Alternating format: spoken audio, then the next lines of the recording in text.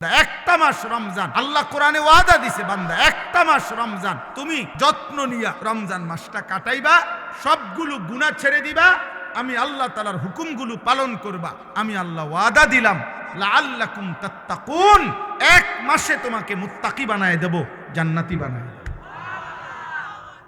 দেব। আল্লাহ তাআলা বলছেন, আল্লাহ কোরআনে বলছেন, বান্দা তুমি মনে রেখো কোনোভাবে রমজান বলতে আমি কঠিন কিছু তোমার উপরে চাপাই নাই।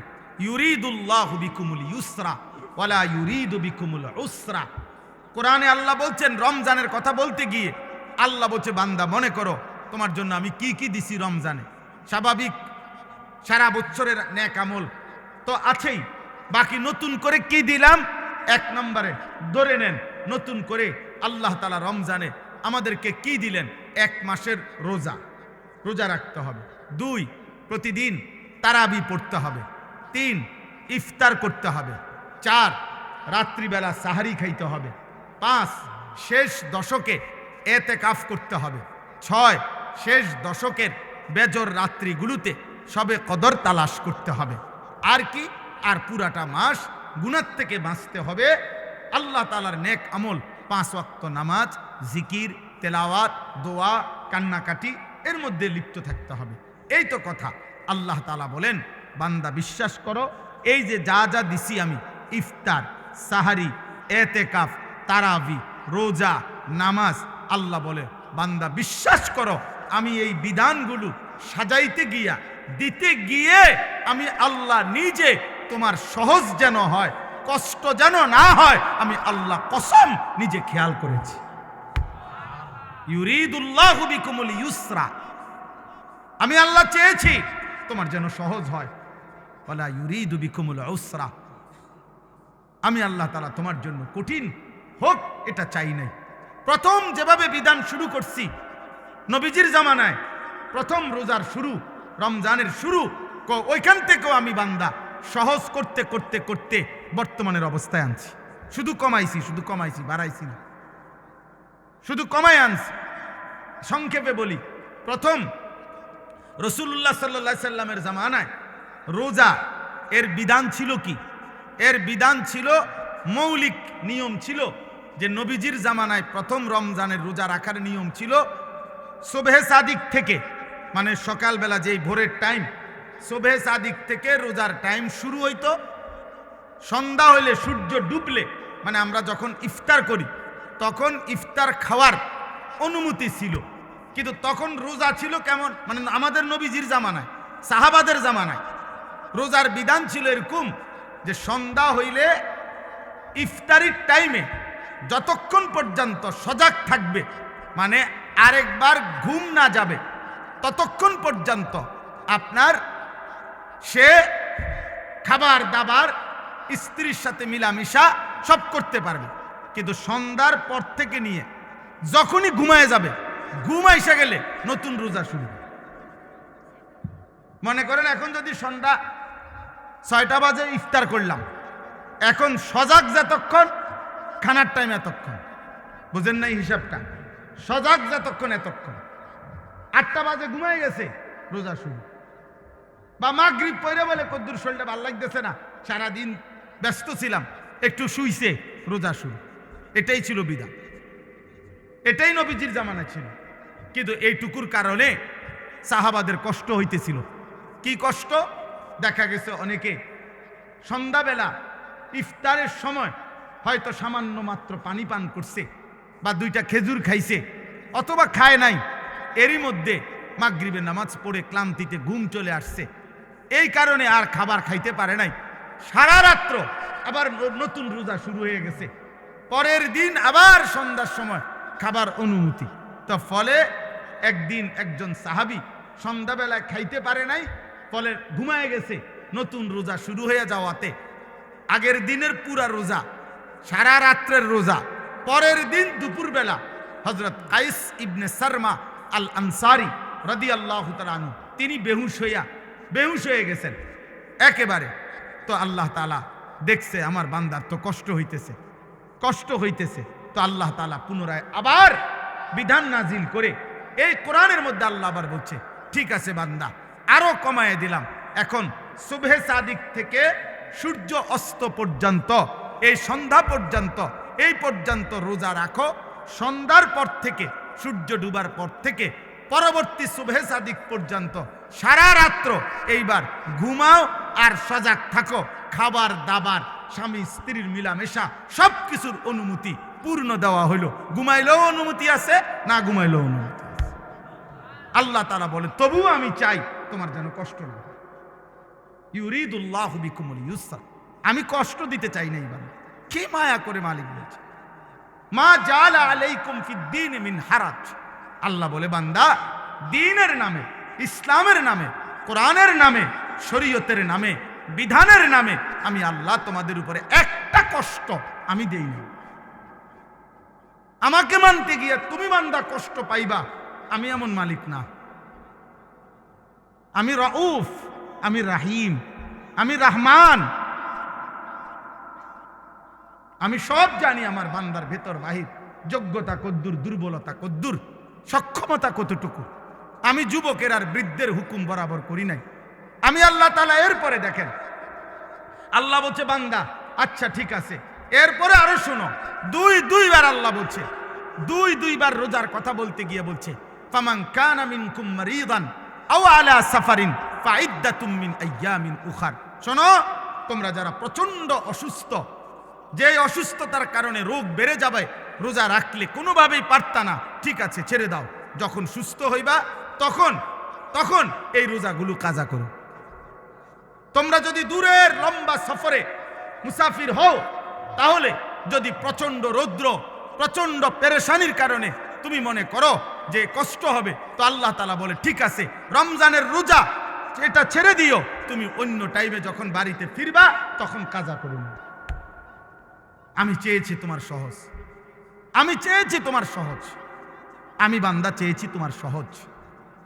আল্লাহর নবী সাল্লাল্লাহু আলাইহি সাল্লাম বলছে উম্মত ইফতার তাড়াতাড়ি করে কইরো। আল্লাহর নবী বলছে উম্মত সেহরি দেরি করে খাইও, মানে কষ্ট যাতে না হয়। ইফতার করো তাড়াতাড়ি, যাতে সময় হইছে সাথে সাথে ইফতার করো, এর মধ্যেই বরকত। সাহারি দেরি করো, যেন লাস্ট টাইমে নিয়ে খাও, কোনো অসুবিধা নাই, যাতে করে তোমার কষ্টের মাত্রাটা কম হয়। মানে সব মিলাইয়া রব্বুল আলামিন চেয়েছেন আমার বান্দার যেন আরাম হয়, কষ্ট না হয়। ইউরিদুল্লাহু বিকুমুল ইউসরা ওয়ালা ইউরিদু বিকুমুল উসরা। একদিকে তো সহজ করার জন্য এত ব্যবস্থাপনা করেছেন, আবার আরেক দিকে নেকি।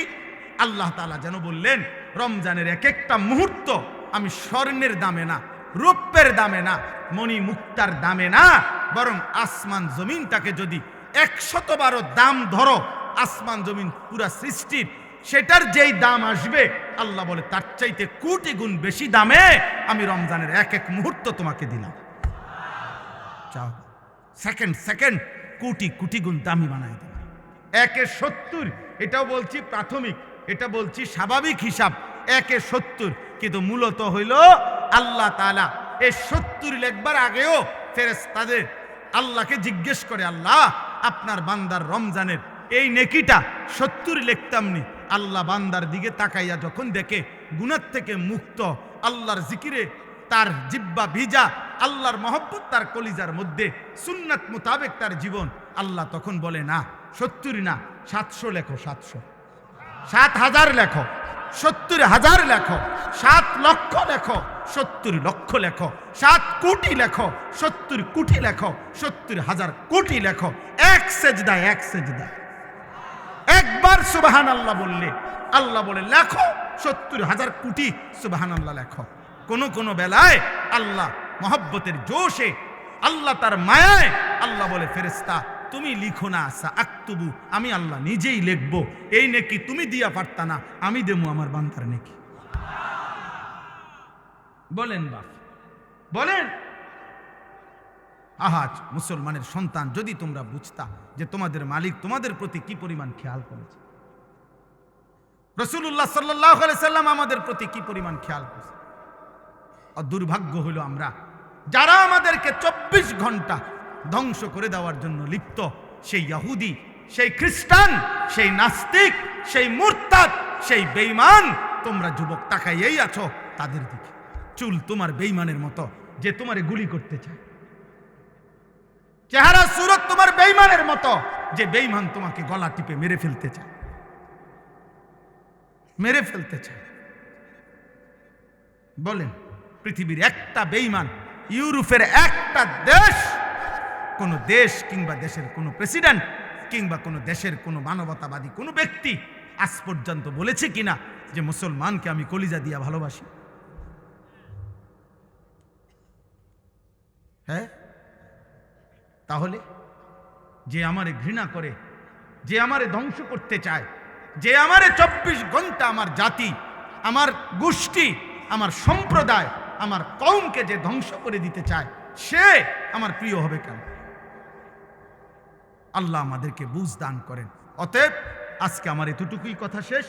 আমি প্রত্যেকের কাছে অনুরোধ করলাম, রমজান মুমিনের জন্য ভিন্ন কিছু, আখিরাত প্রত্যাশীর জন্য রমজান আলাদা কিছু, আলাদা কিছু। যার আখিরাত দরকার তার জন্য রমজান অনেক কিছু। যার শুধু দুনিয়া দরকার, ভাত মাছ চাল ডাল আর এই বিল্ডিং, ইট বালু সিমেন্ট আর ফুলকপি ফাতাকপি, আর জীবন যার এই খিরা টমাটো, এ কদ্দুর খাইয়া দাইয়া বনে বিড়িয়ে সিগারেটে সাদোয়ানে আর গফে আর টেলিভিশনে আর নর্তকিতে, এতটুকু নিয়ে যার জীবন, তোর জন্য রমজান কিছুই না, নাফরমান। কিন্তু ইমানদারের জন্য রমজান অনেক কিছু। যার আখিরাত দরকার তার অনেক কিছু, তার জন্য অনেক কিছু। এজন্য রাসূলুল্লাহ সাল্লাল্লাহু আলাইহি সাল্লাম 2 মাস রমজানের জন্য দোয়া করতেন। এজন্য কিতাবে আছে আউলিয়া কেরাম 1 বছরও, এমনও আউলিয়া ছিলেন, এক রমজান শেষ হইলে, ঈদের চাঁদ উঠলে, ঈদের দিন আবার পরবর্তী রমজানের জন্য দোয়া শুরু করতেন। 1 বছর টানা আরেকটা রমজানের জন্য দোয়া করতেন। এজন্য আখিরাত যার দরকার তার জন্য রমজান ভিন্ন কিছু। মানুষের মধ্যে এখন দুনিয়া, মানুষের উপার্জনের চাহিদা বেড়ে গেছে, কর্মের বিভিন্ন সুযোগ বেড়ে গেছে এবং টাকা পয়সার প্রয়োজনও বেড়ে গেছে। আমি প্রায়ই বলি, আগে এক বাড়ির মানুষ ছিল 20 জন, টয়লেট বাড়ির ওই কোণাত একটা দিয়ে সারত, বেড সবাই। এখন 6 রুম 6টাই বাথরুম। হ্যাঁ, অ্যাটাচড বাথরুম না? তাহলে এখন এই বেচারা 6টা বাথরুমের 4টা বাথরুম যদি করতে হয় তার বিল্ডিংটার ভিতরে, তাহলে কি পরিমাণ স্যানিটারি মালামাল দরকার? তাহলে অনেক টাকা দরকার। অর্থাৎ যেখানে একটা ঘরের চাহিদা 5 লাখ টাকায় পূরণ হইতো, কথার কথা, সেটা এখন 20 লাখ টাকায় পূরণ হয় না। তাহলে মানুষের এই 15 লাখ টাকার যে ঘাটতি, কমতি, এটা উপার্জনের জন্য তাকে আরো ব্যস্ত, বেশি পরিশ্রম করতে হচ্ছে। হালাল হারাম তো পরে, মানে মেহনত করতেছে সবাই, টাকা দরকার আরো। দুনিয়া স্বাভাবিক চলতে হইলে আরো দরকার, আরো দরকার। এই জন্য আমি বলি আর কি, মূল কারণ কিন্তু এটা। নাইলে ছোটবেলা আমরাও পার হয়ে আসছি, এক বেলা খানা খাইতে দেরি হয়েছে, 3-4 জনে, মামা চাচা বড় ভাই অনেকে খুঁজা আনছে আম করে টোয়াইয়া। কিন্তু এখন একটা ছেলে, বাবা মা জীবিত, আপন বাবা মার ঘরে ঘুমায়, বাপ মা আছে, কিন্তু 365 দিনের 1 বছরে বাবা মা কোনোদিন জিজ্ঞাসাও করে না যে আব্বা তুই যে ফজরের নামাজ পড়ো না, তুই মুসলমানের বাচ্চা না অন্য কিছু? বলেন। অথচ তার বাপ মা জীবিত। এখানে মনে করেন এই যে ছেলেগুলো, এদের সবার কি বাবা মা মারা গেছে মনে করেন? তো তাইলে এদের চেহারা দেখো, তুমি দেখো, মৌলানা ইয়াহিয়া দেখো, হালাত দেখো। এখানে যদি 500 ছেলে হয়, 450-র উপরে আছে সব বেনামাজ। এই চেহারা দেখলেই বুঝা যায়। ঠিক বলার দরকার নেই, ফাজলামি করো না। ঠিক বলার দরকার কি? আমি সমর্থন চাচ্ছি না, আমি তো ভোটের জন্য আসি নাই, আমি বুঝানোর জন্য বলছি। চেহারা দেখো, তোমরা একটা ছেলে দেখো, একজন ছেলে দেখো, মুসলমানের সন্তানের চেহারা এমন হওয়ার কথা। আব্বা আল্লাহ কোথায়? নামাজ কোথায়? সেজদা কোথায়? কেউ জিতলেই কি হবে, কেউ হারলেই কি হবে? হ্যাঁ, যেই জিতুক তার হাতেই তো আমাদের ভাগ্যের পরিবর্তন হয়ে যাবে, ঠিক না? কথা বলে না? হ্যাঁ, আমাদের ভাগ্যের পরিবর্তন হবে না, আমাদের অবস্থার পরিবর্তন হবে। তো আমাদের অবস্থার পরিবর্তন কার হাতে? আল্লাহর হাতে। ইউকাল্লিবুল্লাহুল লাইলা ওয়ান নাহার। রাত্র এবং দিন পরিবর্তন করেন আল্লাহ। আল্লাহ ومن كل شيء خلقنا زوجين لعلكم تذكرون والسماء بنيناها بأيد وإنا لموسعون। আল্লাহ বলেন আসমান আমি বিছিয়েছি, জমিন আমি বিছাইছি, সব কিছু জোড়ায় জোড়ায় আমি করেছি। জমিন থেকে ফসল আমি উৎপন্ন করছি, আসমান থেকে বৃষ্টি আমি নামাচ্ছি, প্রতিদিন ভোর আমি আনি, প্রতিদিন সন্ধ্যা আমি আনি, প্রতিটা রাত আমি ভোর বানাই, প্রতিটা দিন আমি আল্লাহ রাত্রি বানাই। পায়ের নিচের জমিন আমি বিছাইছি, মাথার উপরে এই আসমান আমি স্থাপন করেছি, সব আমি করেছি বাবা, এবং আমিই করছি, আমি করব, আমি করব। সাখখারা লাকুম মা ফিস সামাওয়াতি ওয়াল আরদ, আসমান ও জমিনের সব আমি আল্লাহ তোমাদের অধীনস্থ করেছি, আমি করেছি। ওয়া যাল্লালনাহা লাহুম, আল্লাহ তাআলা বলেন চতুষ্পদ জন্তুগুলোকে আমি তোমাদের অধীনস্থ করেছি, আমি করেছি। ওয়াল খাইলা ওয়াল বিগালা ওয়াল হামিরা লিতারকাবুহা ওয়া যিনা, ঘোড়া গাধা খচ্চর এগুলোকে যানবাহন হিসাবে আমি আল্লাহ তাআলা তোমাদেরকে চড়তে দিয়েছি। ঘোড়ার পিঠে চড়তে পারো, বাঘের পিঠে চড়তে পারো না কেন? আল্লাহ বলেন এটা আমার কুদরত, আমার ফয়সালা, আমার ফয়সালা। আমাদের প্রত্যেকের উচিত, আমার কাছে একটা কিতাব আছে ছোট্ট, ওই কিতাবের মধ্যে লিখছেন আরবের একজন বিখ্যাত লেখক, তিনি বলছেন যে হে আল্লাহর বান্দা, দুইটা জিনিস এক মুহূর্তের জন্য ভুলো না, এক হলো আল্লাহ, দুই হলো আল আখিরা। এই কথা দুটা কোনোদিনও ভুলো না, এক হলো আমার একজন আল্লাহ আছে, দুই আমাকে আখিরাতে যেতে হবে। তিনি বলছেন ইসনান লা তানসাহুমা আবাদান, দুইটা জিনিস তিনি নসিহত করেছেন যে হে আল্লাহর বান্দা, এক মুহূর্তের জন্য ভুলো না। এক নম্বর হলো আল্লাহ জাল্লা জালালুহু, আল্লাহ, আমার আল্লাহ আছে। আমি হাসি কিংবা কাঁদি, আমি যাই করি, আমি অহংকার করি আর আনুগত্য করি, বড়াই করি আর গর্ব করি, সেজদা দেই আর নাফরমানি করি, আমার আল্লাহ আছে, আমার আল্লাহ আছে। আর আল আখিরা, আমাকে আখিরাতে যেতে হবে, আখিরাতে যেতে হবে। এজন্য কোরআনুল কারীমে উনি একটা সুন্দর উদাহরণ দিছে। ওই একজন ব্যক্তি একটি কওমের, সূরা ইয়াসিনের একটা উদাহরণ দিছে ঘটনার। একজন ব্যক্তি একজন কাঠুরিয়া, হাবিবে নাজ্জার, তো তিনি একটি জাতির সকলেই ছিল বেঈমান, কিন্তু এই একটা মানুষ শুধু ইমানদার ছিল। তিনজন নবীর দাওয়াতে, রাসূলের দাওয়াতে ওই লোকটি ঈমান এনেছিল। মহল্লার সবচেয়ে দুর্বল একটা ঘরে থাকতো। তো যখন মহল্লার কাফের বেঈমানরা আল্লাহর রাসূলকে, পূর্ববর্তী জামানার আমাদের নবীর আগের, ঘেরাও দিয়া ধরছে, তখন ওনাদেরকে উদ্ধার করার জন্য ওই একজন ইমানদার ওনাদের সাহায্যার্থে আসছে। তখন কওমের লোকেরা বলছে আমরা সবাই একদিকে, তুমি কেন ভিন্ন দিকে একজন? এই তখন তিনি একটা কথা শুধু বলছে, দুইটা উত্তর দিছে কওমের সামনে, দুইটা যুক্তি দেখাইছে। এক হলো ওমা লিয়া লা আ'বুদুল্লাযী ফাতারানি, আমি কেন সেই মালিকের গোলামি করব না যিনি আমাকে সৃষ্টি করেছেন। আরে বেটা, এটা তো সাধারণ কমন সেন্স। যিনি আমাকে সৃষ্টি করেছেন তিনি বললেন, হে জাতি তোমরা কি বলছো? তোমাদের দেখা দেখি আমি আল্লাহর নাফরমানি করব কেন?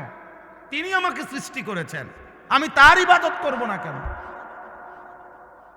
আর কি ওয়া ইলাইহি তুরজাউন। দ্বিতীয় হলো আমি তো এটাও জানি আমাকে তো তার কাছেই ফিরতে হবে আখিরাতে। তাহলে আমি আল্লাহকে ভুলবো কেমনে? তিনি না আমাকে সৃষ্টি করেছেন। আমি আখিরাতকে ভুলবো কেমনে? আমাকে না সেখানে যেতে হবে। কি চমৎকার উদাহরণ দেখছিল। ওই ছোট্ট একটা বই আছে না, ইলা শাবাব, গাড়িত এই বইটা আছে। হ্যাঁ, এই জন্য দোস্ত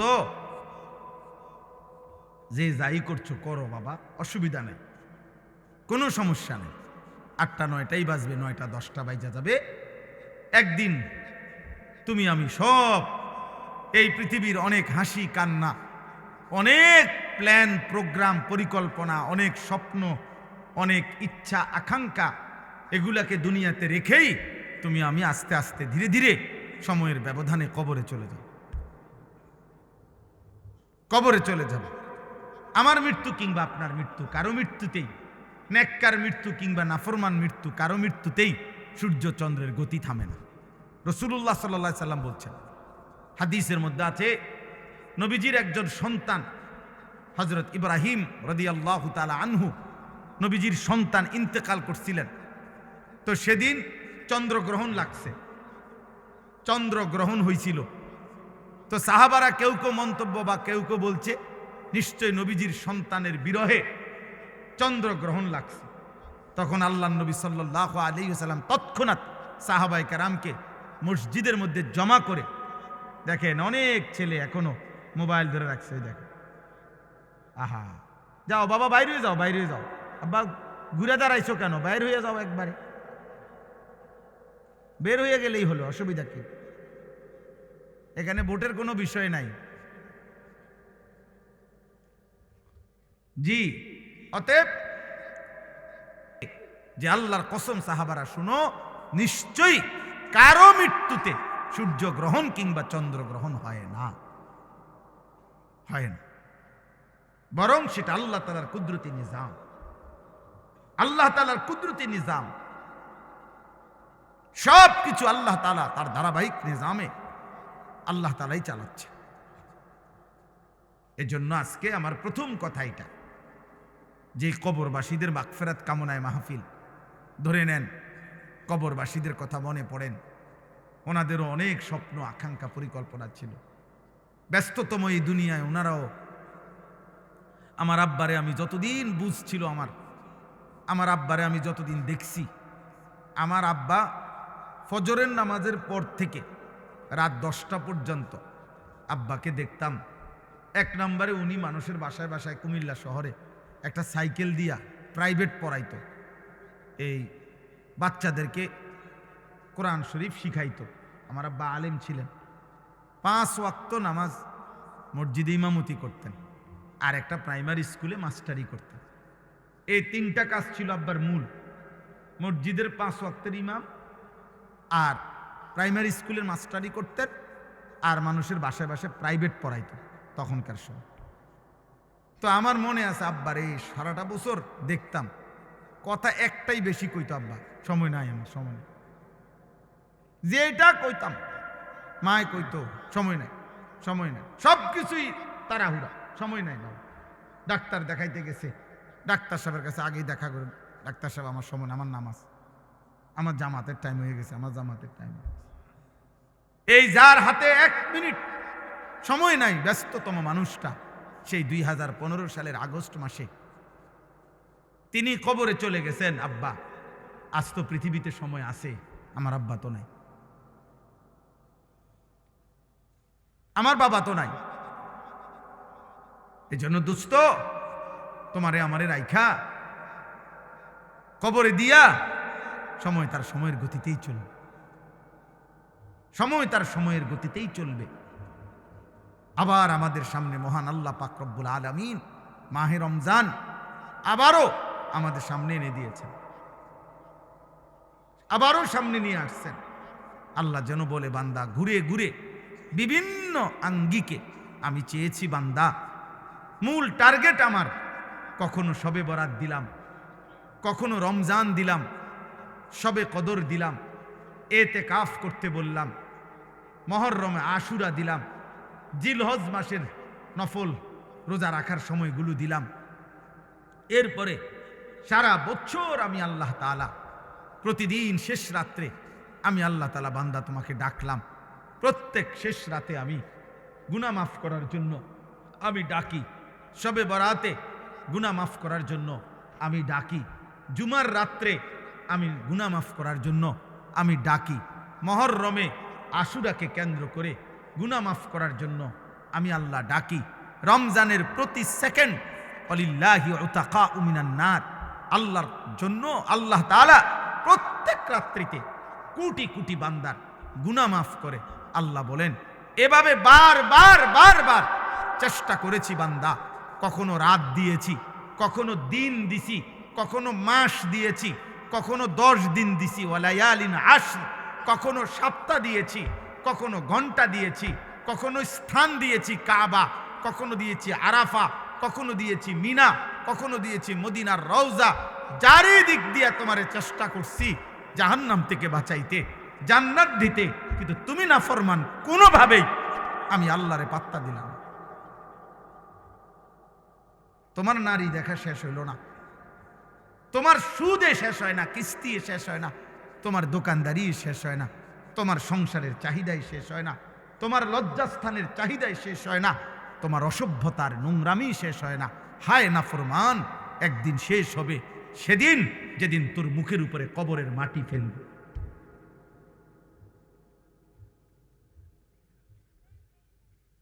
দুনিয়া তোকে একদিন মাটি মারবে, মাটি। তোর নাতি তোকে একদিন মাটি মারবে, কবরের মাটি ছুড়বে। আল্লাহ নবী সাল্লাল্লাহু আলাইহি সাল্লাম বলছেন, লা ইয়ামলা আফাহু ইল্লা তুরাব। আল্লাহ তাআলা বলছে, দুনিয়া লুভির মুখ পূর্ণ হবে না কোনোদিন মাটি ছাড়া, মাটি। ওর মুখে মাটি মারবা, কবরের মাটি, কবরের মাটি। এই জন্য একটা ছেলে, একটা বাবা, একজন মা, একজন বোন, প্রত্যেকেই এই চূড়ান্ত টাইমার আর মাত্র অল্প কয়েকটা দিন, সারা পৃথিবীর মোমেনের ইন্তেজার মাহে রমজান। এই মুহূর্তে যাদের আখেরাত দরকার, যাদের আখেরাত দরকার, যাদের জাহান্নাম থেকে মুক্তি দরকার, যাদের জান্নাত দরকার, আল্লাহর সন্তুষ্টি দরকার, খোদার কসম তাদের জন্য 12 তারিখ খুব ফ্যাক্ট কিছু না। 12 তারিখের আগেও পৃথিবীতে নির্বাচন হয়েছে বাংলাদেশে, 12 তারিখের পরেও বাংলাদেশে নির্বাচন হবে। 12 তারিখে যারাই নির্বাচিত হবে 5 বছরের মেয়াদেই নির্বাচিত হবে। অতএব এটা খুব মারাত্মক ভয়ঙ্কর কিছু, আহামরি কিচ্ছু এমন কিছু না, এটা চলমান একটি প্রক্রিয়া। এভাবে নির্বাচন আগেও হয়েছে, এখনো হবে, সামনেও হবে, আহামরি কিচ্ছু না। এটার একবারে আসমান নামাই এলাউনের কিছু না, জমিন আলগি দিয়ে এলাউনেরও কিছু না। কিন্তু আল্লাহ তাআলা বলছে, এই সৃষ্টির সবচেয়ে বড় ঘটনা 12 তারিখ নির্বাচনের ঘটনা না। আল্লাহ বলছে, ইজা ওয়াকাতিল ওয়াকিয়া, সবচেয়ে বড় ঘটনা হলো বান্দা, এই গোটা সৃষ্টি আমি আল্লাহ একদিন ধ্বংস করে দেব, হাসরের মাঠ কায়েম করব। এটাই হলো সবচেয়ে বড় ঘটনা। কোরআনে আল্লাহ বলছে ওইটা বড় ঘটনা। সেদিন কি হবে? সেদিন কি হবে? فإذا برق البصر وجمع الشمس والقمر, আল্লাহ তাআলা বলে, প্রতিটা চোখ ইসরাফিল ফু দিলে, চোখের সামনে মানুষ যখন গুলো দেখবে আসমানটা ভাঙতেছে, কোটি কোটি তারকারাজি খসে খসে পড়তেছে, পাহাড় উঠছে, জমিনের মাটি বালুকণায় পরিণত হচ্ছে, সব কিছু ভেঙে চুরে তছনছ হয়ে যাচ্ছে। আল্লাহ তাআলা বলেন, মানুষের চোখ উপরের দিকে উঠে যাবে, অবাক বিস্ময়ে মানুষ তাকিয়ে তাকিয়ে দেখবে, সূর্য আর চন্দ্র একসাথে একাকার হয়ে যাবে, আর মানুষগুলো পাগল মাতাল হয়ে একজন আরেকজনকে শুধু জিজ্ঞেস করবে, ইয়াকুলুল ইনসানু ইয়াউমাইদিন আইনাল মাফার। সবাই সবাইকে বলবে যে ভাই পালাবো কোথায়, আশ্রয় নেব কোথায়, আজ যাব কোথায়? আল্লাহ তাআলা বলবেন, কাল্লা লা ওয়াজার, না না, আজ আর কোথাও ঠাই মিলবে না, ইলা রব্বিকা ইয়াউমাইদিনিল মুস্তাকার, আজ শুধুই তোমার রব আল্লাহর নিকটেই ঠিকানা, আজ মালিকের সামনে যেতেই হবে। এত আয়াত, এত কথা, কোরআনের এত বক্তব্য দোস্ত মিথ্যা না, মিথ্যা না। অতএব আমার কথা একটাই, আমি গতকালকেও যেমন আজকেও তেমন, 11 তারিখও এমন, 12 তারিখও এখন, আমার বুঝ এক বুঝ, ছোট বুঝ।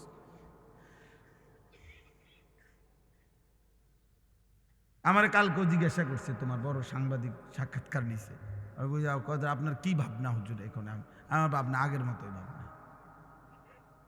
এক ইমানদারে সাফ সাফ কথা। উনি বলছে, হুজুর আমি ক্যামেরা অন করতেছি, আমি কিছু কথা জিজ্ঞেস করো। হ্যাঁ করেন, ক্যামেরা অন করেন, নইলে আপনি জিরা মনে করে করেন। কথা একটাই, আমি একরকমই ভাবনা, আমার ভাবনা এটাই, আমার আখিরাত, আমার আখিরাত। ওয়ালা দারুল আখিরাতু খায়রুল লিল্লাযিনা ইয়াত্তাকুন। আমারে যদি বোকা মনে করে কেউ, বোকাই আমি, বেকুব হইলে বেকুবই আমি, অসুবিধা কি? আপনার চোখে আমি বেকুবই থাকলাম, সমস্যা কি? আমরা এমনিতেও তো হুজুরারে অনেকেই বোকাই মনে করে, ঠিক না? আমরা খাই কম, ঘুমাই কম, আমাদের আয় কম, উপার্জন কম, তাহলে আলেম ওলামাকে তো মানুষ কিছুটা বোকা মনে করে। কিন্তু হাসরের ময়দানে না, প্রমাণ হবে বোকাকে আর বুদ্ধিমানকে। সেদিনে না দেখা যাবে সুদখোরে বোকা নাকি 40 বছর আল্লাহর ঘরের গোলামি করেছে, আল্লাহকে সেজদা দিয়েছে, 5 ওয়াক্ত নামাজের ইমাম। তো সেদিন প্রমাণ হবে বাদশাকে আর ফকিরকে। ইন্নাল্লাযীনা আজরামু কানু মিনাল্লাযীনা আমানু ইয়াদহাকুন। আল্লাহ বলে, আজকের দুনিয়াতে নাফরমান আর পাপী ইমানদারকে নিয়ে হাসে। আমি আল্লাহ ওয়াদা দিলাম, ফালিয়াউমাল্লাযীনা আমানু মিনাল কুফফারি ইয়াদহাকুন। সেদিন আখিরাতে ইমানদার বেঈমানকে নিয়ে হাসবে। এটা কোরআন শরীফের সাফ আয়াত। আজ আজরামু মুজরিম, আজ পাপী হাসে, সেদিন কে হাসবে? ইমানদার হাসবে, ইমানদার হাসবে। আল্লাহ তাআলা বলেন, তোমরা বিবেক থাকলে, বুদ্ধিমান হইলে হিসাব মিলাও বেটা। আরে ছেলেরা, নাফরমান ছেলে তোরা যারা নামাজ পড়ো না, একটা সেজদা তোদের যাদের কপালে নাই, নাফরমান তোর পিছনে এরকম আল্লাহর নাফরমানি করেছে যারা, তাদের পরিণতি কি হয়েছিল খবর নিস বেটা। ফেরাউন এই পৃথিবী ভোগ করে গেছে, কিন্তু আল্লাহর নাফরমান ছিল। নমরুদ এই পৃথিবী ভোগ করে গেছে, কিন্তু আল্লাহর নাফরমান ছিল। তাদের পরিণতি কি হয়েছে? ফাংজুরু কাইফা কানা আকিবাতুল মুকাদ্দিবিন। আল্লাহ বলছে, দেখো মিথ্যাবাদীদের পরিণতি কি হয়েছে। ফাংজুরু কাইফা কানা আকিবাতুল মুফসিদিন। জমিনে যারা ফিতনা, ফাসাদ, বিশৃঙ্খলা, হত্যা, খুন, সন্ত্রাস, চুরি, চাঁদাবাজি, রাহাজানি, ছিনতাই, জিনা, ব্যভিচার, মদ, জুয়া, সুদ, কিস্তি, নারী বেপর্দা, বেহায়াপনা, অসভ্যতা, নোংরামি করে যারা জমিনটাকে তছনছ করেছে, আল্লাহ বলেন ওই বেঈমানদের পরিণতি কি হয়েছে খবর নাও, তোমরা খবর লাগাও। দেখো ফেরাউনের পরিণতি কি, নমরুদের পরিণতি কি, নূহ আলাইহিস সালামের অবাধ্য জাতির পরিণতি কি হয়েছে, কেন পানিতে ডুবাইছে খবর নাও। লূত আলাইহিস সালামের জাতিকে জীবন্ত মাটি উল্টাইয়া দাফন করে দিছে কেন? কারুনকে জীবন্ত মাটির নিচে দাফন করে দিল কেন? ফেরাউনকে জীবন্ত পানিতে ডুবাইয়া মারলো কেন? নমরুদকে জীবন্ত মশা দিয়া কামড়াইয়া শেষ করে দিল কেন? আনুগত্যের কারণে না অবাধ্যতার কারণে? বলো না ভাই। তাহলে তুমি কি করছো? সালাক মিয়া, তুমি কি করতে আসো? হ্যাঁ, তুমি কি করছো? ও বলতেছিল, মৌলানা ইয়াহিয়া, আমি অল্প একটু শুনতেছিলাম, আপনি আপনার স্ত্রীর দিকে এতটুকু নজর রাখলেন না। হ্যাঁ, আপনার বিবি আরেক বেড়ার লগে কথা কয়, আমনও আরেক মহিলার লগে কথা বলেন, আমনও টেলিভিশনে নর্তকী দেখেন, আপনার বিবিও টেলিভিশনে অন্য পুরুষ দেখে, বিবির কলিজার ভিতরেও অন্য পুরুষের কল্পনা, আপনার কলিজার ভিতরেও অন্য মহিলার কল্পনা। সুখ আসবে কোত্থেকে? হ্যাঁ, কত দুঃখের কাহিনী শুনবেন এই সমাজের বাস্তবতায়। প্রতিনিয়ত আমি তো দেখি, আহা কত ভদ্রলোক বিশ্বাস করেন, স্যুট পরা, বুট পরা, দামি গাড়ি বাড়িওয়ালা, বেচারার একাকির কান্না, মনে যেন নিজেও কাঁদি, কলিজা ছিঁড়ে কাঁদে একাকি যখন বলে, হুজুর কি পরিমাণ পেরেশানি, কি পরিমাণ পেরেশানি। আহা আহ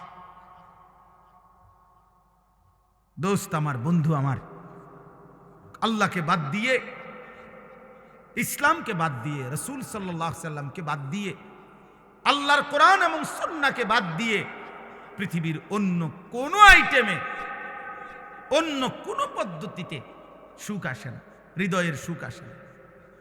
ওইগুলা তো বিল্ডিং দালান তো সুখের উপকরণ, দেখতে মনে হয় এগুলা চাকচিক্য, কিন্তু সুখ যেটা, আনন্দ, তৃপ্তি, স্বস্তি, এটা তো ইটের মধ্যে না, এটা তো কলিজার মধ্যে, এটা তো দিলের মধ্যে। বাবা, তোমরা এতগুলো ছেলে, আমি তোমাদেরকে বললাম বাপ, তোমাদের অধিকাংশ ছেলের চেহারা দেখে বোঝা যায়। তোমরা দাঁড়াইয়া দেখো, তোমরাই তোমাদের চুল দেখো, দেখো তোমাদের এই চুল মুসলমানের সাথে, কোনো আলেমদের সাথে, কোনো দিনদার মানুষের সাথে, তোমাদের দাদা চাচা নানা বয়স্ক মুরব্বী নামাজি মানুষের সাথে ন্যূনতম কোনো মিল আছে কিনা? আব্বা, তোমরা যদি বিবেক থাকে, যদি মায়ের দুধ খাইয়া থাকো, তো দেখো, তোমরাই দেখো। তোমরা যারা এক ওয়াক্ত নামাজ পড়ো না, এমন জিন্দেগি, তো তোমরা একটা বিবেক, এক বিন্দু যদি শেষ তোর কলজার ভিতরে যদি একটু বিবেক থাকে, তাহলে জিজ্ঞাসা করে দেখো যে পৃথিবীতে কোনো মানুষ বেনামাজিকে ভদ্র মনে করে কিনা, বেনামাজিকে মানুষ মায়া দয়া শ্রদ্ধা ভালোবাসা দেয় কিনা। নিজেকে নিজে এইভাবে, আমি অনেক, আমার কষ্ট লাগে রে ভাই, অনেক কষ্ট লাগে যে আসলে এক একটা ছেলে পেলে তোমরা নিজেরে নিজে এইভাবে অপমানিত করছো কেন? তুমি বোঝো না যে মানুষ চোরেরে কি মনে করে? তুমি বোঝো না মানুষ জুয়ারিরে কি মনে করে? তুমি বোঝো না মানুষ বেডিতের লগে আকাম কুকাম করলে তারে কি কয়? তুমি বোঝো না মানুষ উলঙ্গ ছবি দেখলে, কেউ যদি নর্তকী দেখে, জিনা ব্যভিচারের দৃশ্য দেখে ধরা খাইলে তারে মানুষে কি কয়? তুমি বোঝো না? তুমি বোঝো না?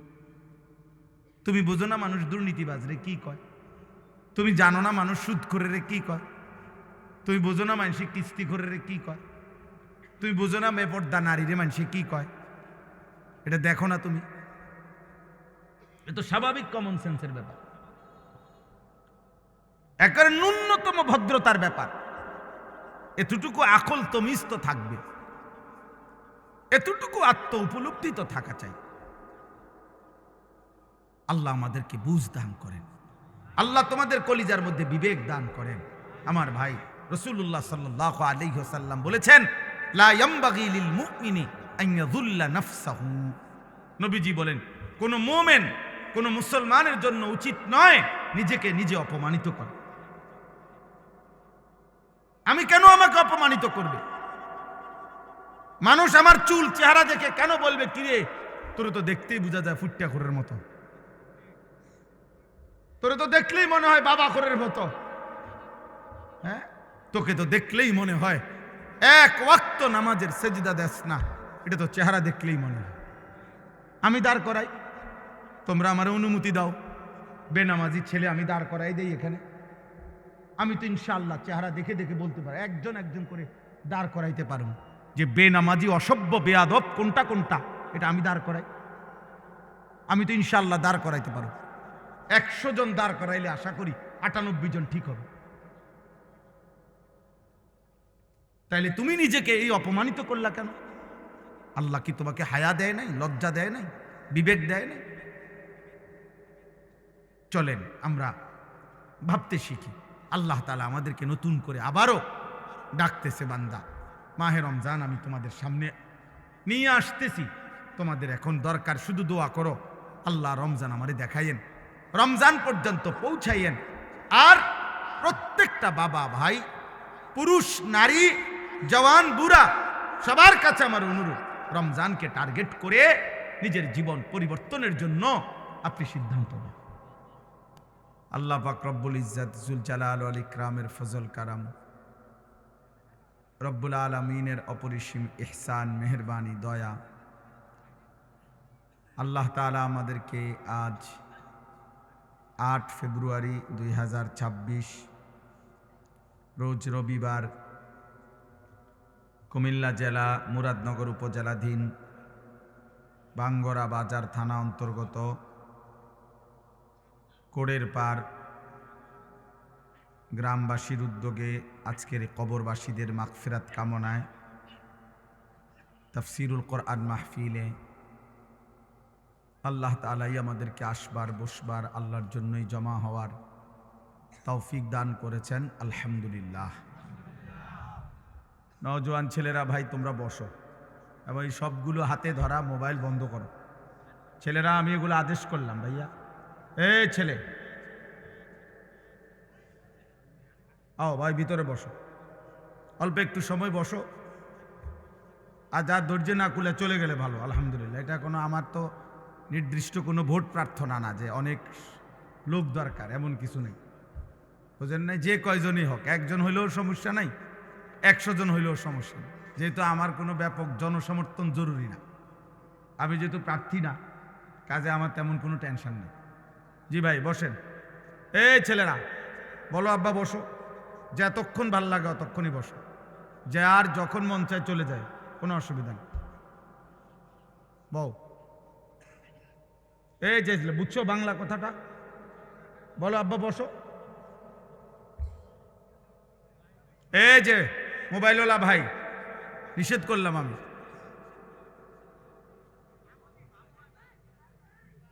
কথা বলো না ভাই, কথা বলো না, অল্প একটু সময়। এই ছেলে আবার মোবাইল উঠাইলা কেন?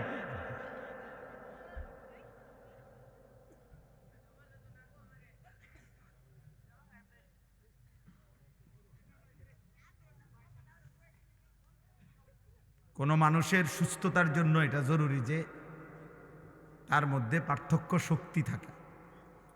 একটা মানুষ কি সুস্থ স্বাভাবিক নাকি প্রতিবন্ধী, মানসিক ভারসাম্যহীন, এটা বোঝার একটা চিহ্ন হলো তার মধ্যে পার্থক্য শক্তি আছে কিনা, অর্থাৎ যে সত্য মিথ্যা, জায়েজ না জায়েজ, উচিত অনুচিত, ভালো মন্দ, কল্যাণ অকল্যাণ, হালাল হারাম, এটা যে পার্থক্য করতে পারে, এ সুস্থ মানুষ, স্বাভাবিক মানুষ।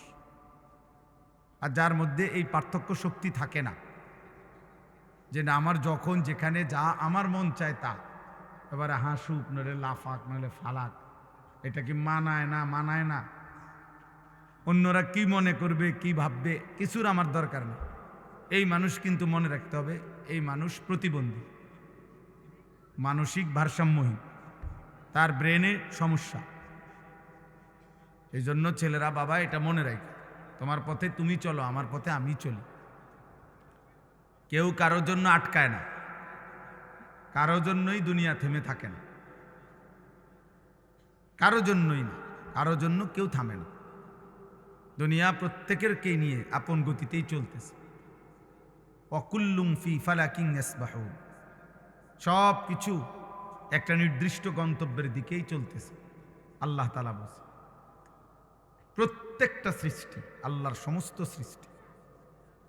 অতএব কারো জন্য, কারো হাসি, কারো কান্না, কারো মৃত্যু, কারো জন্মগ্রহণ, কোনো কিছুতেই পৃথিবীর ঘন্টা মিনিট সেকেন্ড থামে না। মরলেও ঘড়ির কাঁটা চলে, বাচ্চা জন্ম নিলেও ঘড়ির কাঁটা চলে, এবং আমরা আমাদের নির্দিষ্ট সময় পার করে প্রতিনিয়ত চলেই যেতে হবে, এটাই স্বাভাবিক। এই জন্য কেউ সেজদা দিতে দিতে যদি আব্দুল কাদের জিলানিও হয়, তারও মৃত্যু হবে। কেউ যদি নাফরমানি করতে করতে, অসভ্যতা করতে করতে ফেরাউন নমরুদ হয়, তারও মৃত্যু হবে।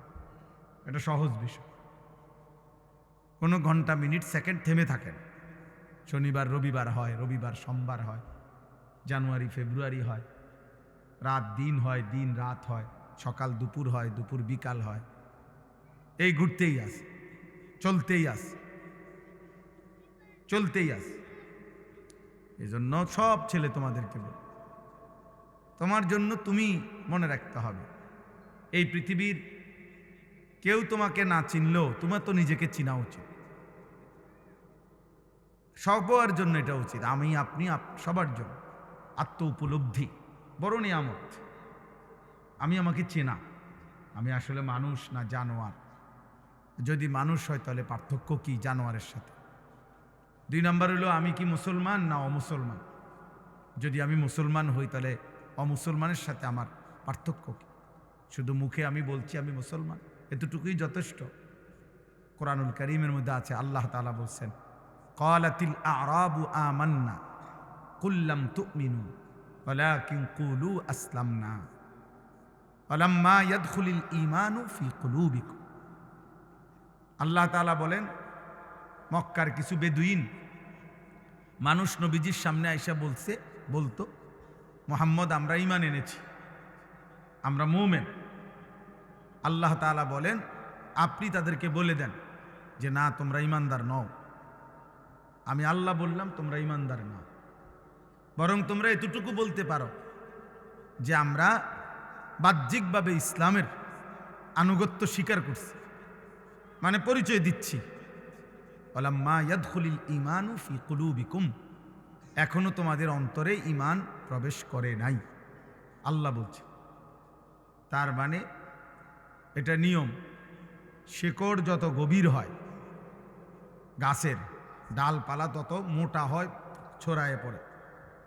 যে গাছের শিকড় যত দুর্বল, ওই গাছের উচ্চতা এবং চারিদিকে ছড়িয়ে পড়া ডালপালা তত দুর্বল।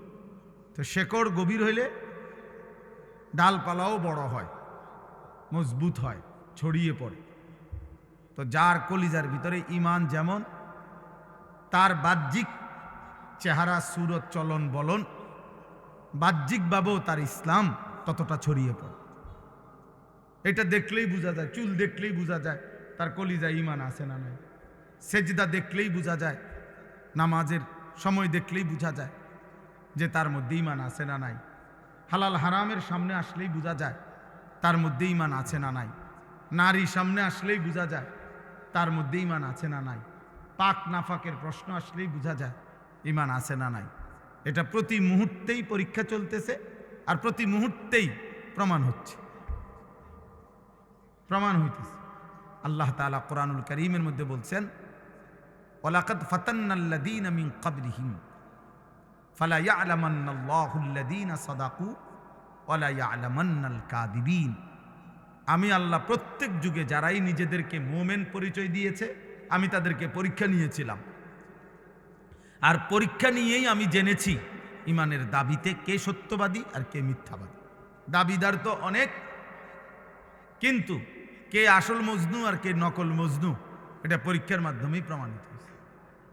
ঠিক এটাই বাস্তবতা। তোমরা মনে করো একেবারে সব ছেলে একবারে তোমরা মনে করতেছো উল্লাস, নাচো, ফুর্তি করো। আরে বেটা, তুমি একেবারে 4 রাস্তার মোড়ে লাফাও। মনে করো তোমার 1 বছরে না 10 বছরে কেউ তোমার একটা শব্দ কিছু বলে নাই যে আমি আমার এই নারী, ছবি, জিনা, ব্যভিচার, মদ, জুয়া, অশ্লীল দৃশ্য, চুল, চেহারা, কোনো কিছুর ব্যাপারে কেউ কিছু বলে নাই আমি আমার মতোই। এটা মনে করো না সৌভাগ্য, এটা দুর্ভাগ্য। মানুষ তাকেই বলে যাকে কেউ গড়তে হয়। মানুষের বাচ্চা আর ছাগলের বাচ্চা একরকম না। মানুষের বাচ্চা আর গরুর বাচ্চা একরকম না।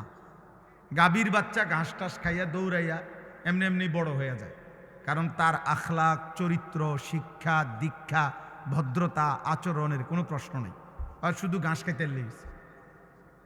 কিন্তু মানুষের বাচ্চা শুধু ভাত খাবে আর পেশাব করবে, পায়খানা করবে, আর ঘুম যাবে, ঘুমের তুইটা আবার লাফাবে। এইটা কোনো মানুষের বাচ্চা বলে না। এটা মানুষের বাচ্চা হলেও তার শিক্ষা আছে, দীক্ষা আছে, আদব আছে, আখলাক আছে, চাল চলন শেখানোর বিষয় আছে, সব কিছু ভিন্নতা। ওয়ালাকাদ কাররামনা বানি আদম। আল্লাহ তাআলা বলেন, আমি আদম সন্তানকে আমার সমস্ত সৃষ্টির উপরে সম্মানিত করেছি। ওদের সকল সৃষ্টির চাইতে ভিন্ন। মানুষকে গরু, ছাগলের মতো না, বরং মানুষ ভিন্নতা আছে। তাকে আল্লাহ তাআলা সব কিছু শিখাইছেন। এই জন্য নবী সাল্লাল্লাহু আলাইহি ওয়াসাল্লাম পেশাব, পায়খানা, ওযু, গোসল, আহার, নিদ্রা, হাঁটা চলা, খাদ্য খাবার, 24 ঘন্টা যা কিছু জীবনের একটা নিঃশ্বাস কেমনে ফেলবে, আল্লাহ নবী সাল্লাল্লাহু আলাইহি ওয়াসাল্লাম তাও উম্মতকে শিখাইছে। কারণ মানুষ শিখতে হয় কারো হাতে, মানুষ গড়তে হয়, নিজেকে সাজাইতে হয়, কারো তত্ত্বাবধানে নিজেকে গড়ে তুলতে হয়। এই জন্য আমি সব সময় বলি, অনেক ছেলে পেলে আছে অনেক মানে রসিকতা করে দুষ্টামি করে অনেক মজা পায়। মনে করেন কোনো একজন বয়স্ক লোক, কোনো একজন আলেম বা কোনো একজন দাড়ি টুপিওয়ালা মানুষ অথবা কোনো একজন মা বোন পর্দান, তারে একটা বিদ্রুপ করতে পারলে হে খুশি যে দেখছ কইছি, হ্যাঁ হে মনে করছে আমি একটা বিরাট কাজ করছি, চালাকি করছি, একটা বুদ্ধিমানের কাজ করছি। বেটা আহাম্মক, বরঞ্চ খবর নিলে বুঝবা যে তোমার উপরে আল্লাহর লানত, এই কারণে তুমি আল্লাহর থেকে বিমুখ, তোমার উপরে অভিশাপ মূলত। হ্যাঁ, এই জন্য তোমার হালাত, এই জন্য তোমার হালাত, তোমার 365 দিনে এক বছরে এমন একজন কেউ জোটে নাই যে তোমারে একবার মনে করাই দিবে যে কিরে আব্বা ফজরের নামাজ পড়তি না। এই কথাটুকু বলবে, তোমার এটা দুর্ভাগ্য, এমন একজন মানুষ জোটে নাই তোমার কপালে। তোমার 24 ঘন্টা পার হইয়া এখন তোমার ঘুমের টাইম, রাত 12টা, তোমারে কেউ একজন মানুষ তোমার কপালে জোটে নাই যে তোমাকে জিজ্ঞেস করবে যে বাবা আজকে সারাদিনে 5 ওয়াক্ত নামাজ পড়ছো কিনা। এই কথাটা জিজ্ঞাইবার মতো একজন মানুষ তার কপালে নেই। এর চাইতে বড় লানত তার কপালে আর কি, এর চাইতে বড় অভিশাপ কি আর। খায় দায় ঘুম যায়, আবার উঠে পেশাব পায়খানা করে, জন্তু জানোয়ারের মতো। জানোয়ার খায় দায় ঘুমায় পেশাব পায়খানা করে, আবার উঠে। এক হাইওয়ান, এক জানোয়ার, এক পশু, যে পশুর আল্লাহ নাই, সেজদা নাই, আখেরাত নাই, হালাল হারামের কোনো পার্থক্য নেই। এই তো জন্তু জানোয়ারের আখলাক। এই জন্য খুব চালাক মনে করো না নিজের, খুব উল্লাস ফুর্তি করো না। বললাম অনেক ছেলে, আমি প্রায় এটা ভাবি, অনেক ছেলে আছে মনে করে খুব বুদ্ধিমান। আরে বুদ্ধিমান না বেটা, তোর বদনসিব বেটা, তোর বদনসিব বেটা, দুর্ভাগ্য বেটা। আলহামদুলিল্লাহ, আমি আমার পুরা ছাত্র জীবন এবং আমার কর্মজীবনেও আল্লাহ আমার এমন মা জুটাইছে। আমার মা প্রতিদিন ফজরের নামাজের জন্য যতক্ষণ ঘুম থেকে না উঠছি, মা ঘন্টা ফিটাইয়া, স্কুলের ঘন্টা টুংটুং করে বাজায়, যে ঘন্টা দিয়া বাইরে বাইরে দরজার সামনে আমগরে উঠাইছে। মা আমগরে উঠাইছে আলহামদুলিল্লাহ।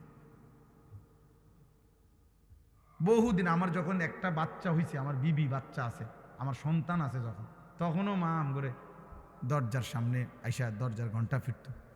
কইতাম মা উঠছি তো, কইতো না উঠ, দরজা খোলো, লাইট জ্বালাও। শোয়ার থেকে উঠছি তো কইলে হইতো না। তাহলে এটা সৌভাগ্য আমার জীবনে,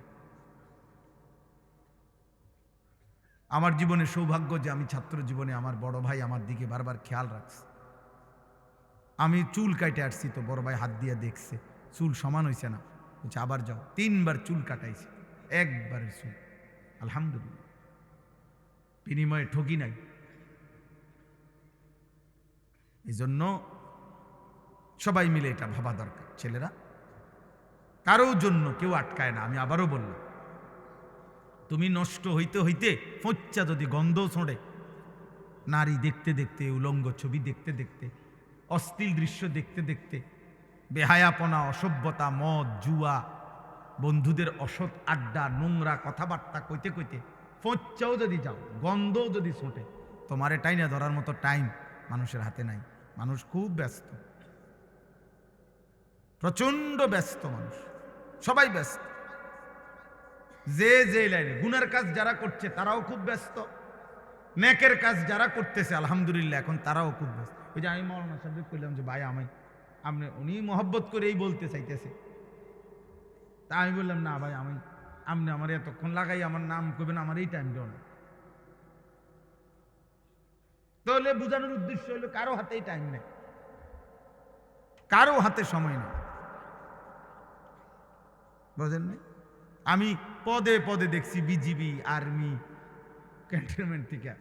তো আমি বাসার থেকেও আমার হাসতেছে, বুঝি আইজি এমন সে ওয়াজে যায়। আমি বললাম ওয়াজ না যাইতে আছি যে দুজনে আটকে যাবো যে এনে হ্যাঁ না এলাম বাসা খালাস, অসুবিধা কি? আল্লাহর কথা বলার চেষ্টা করব, না হইলে আয়ে পড়ুন। তো আর আমি কোনো পুঁজি ঘাটাইছি না যে এনে আমার বিরাট মাল লস হয়ে যাবে, বুঝছেন না? গতকালকে রাত্রে টাঙ্গাইল থেকে আসছি, তখন জায়গায় জায়গায় আর্মি গাড়ি চেক করছে, ব্যাগ চেক করছে, সব চেক করছে, আবার সালামও দিচ্ছে, দোয়াও চাইছে, চেকও করছে। ঠিক আছে ভাই, ঠিক আছে। এই জন্য বললাম আব্বা, মানুষ প্রচন্ড ব্যস্ত, প্রচন্ড ব্যস্ত। আল্লাহ তাআলা আমাদের প্রত্যেককে কদর করে আজকের এই মুবারক মাহফিল থেকে রমজানের প্রস্তুতি নিয়ে নিজেদের জীবন সুন্দর করার তৌফিক দান করেন, কবুল করেন, আমিন। সুবহানাল্লাহি ওয়া বিহামদিহি, সুবহানাকাল্লাহুম্মা বিহামদিক। وقال نبينا صلى الله عليه وسلم الصيام جنة فلا يرفث ولا يجهل وإن امرؤ قاتله أو شاتمه فليقل إني صائم اللهم صل على محمد وعلى آل محمد كما صليت على إبراهيم وعلى آل إبراهيم إنك حميد مجيد اللهم بارك على محمد وعلى آل محمد كما باركت على إبراهيم وعلى آل إبراهيم إنك حميد مجيد سبحانك لا علم لنا إلا ما علمتنا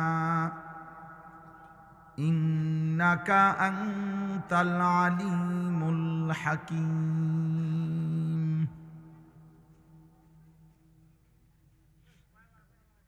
الحمد لله।